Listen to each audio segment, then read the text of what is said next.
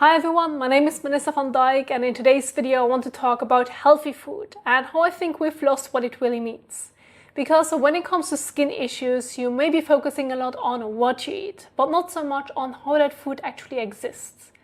And from my experience, one of the main drivers behind skin issues is relying too much on processed and long-stored foods.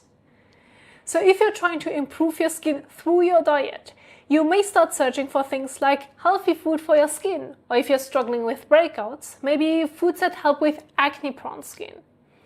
And then you usually end up with a list of foods like salmon, some nuts like walnuts or almonds, pumpkin seeds, lentils, berries, some types of leafy greens, or things like whole grains, green tea, and maybe even avocado or dark chocolate. So the typical heavily marketed foods. Now on paper, when reading it, it may sound convincing. But when you actually try to follow that, you quickly realize that these foods are not always available in a fresh and natural way. Because in most cases, you end up having to buy them from the supermarket, often packaged, stored, and already processed in some way. And especially when you live in a place with different seasons, a lot of these foods are not even locally available all year round. So what happens is that they are shipped from far away. And in order for that to work, they have to be treated, stored, or processed so that they don't go bad before they reach you. And this is where the problem starts. Because even though you are trying to eat healthy, you are still relying on foods that are far removed from the natural state. So in a way, you end up in the same situation you were trying to avoid.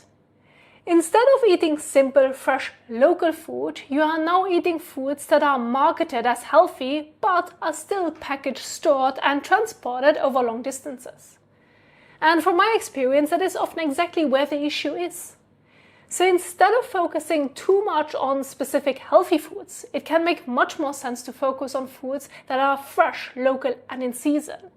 So if you can, choose foods that are available in your area that you can buy fresh, for example from local markets or farmers. And if you do need to rely on the supermarket, then try to choose foods that are in season and have not been shipped from very far away. And also try to reduce how much you rely on dried, packaged or heavily stored foods. That would already be a big step in a better direction. So for example, if you see recommendations like eating salmon, but salmon is not something that is locally available to you, then it most likely has been transported and stored for quite some time. And in that case, it may not be the best option for you.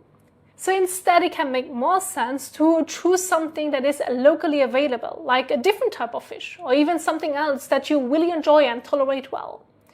Because in the end, it is not just about the nutritional value on paper, but about how fresh the food is and how your body responds to it. And that is something that often gets overlooked. So rather than trying to follow a perfect list of healthy foods, it can be much more helpful to focus on what is actually available to you, what is fresh, and what your body handles well. Because that is often what makes the biggest difference, not only for your skin, but also for your overall health.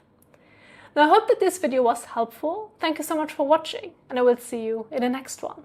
Bye!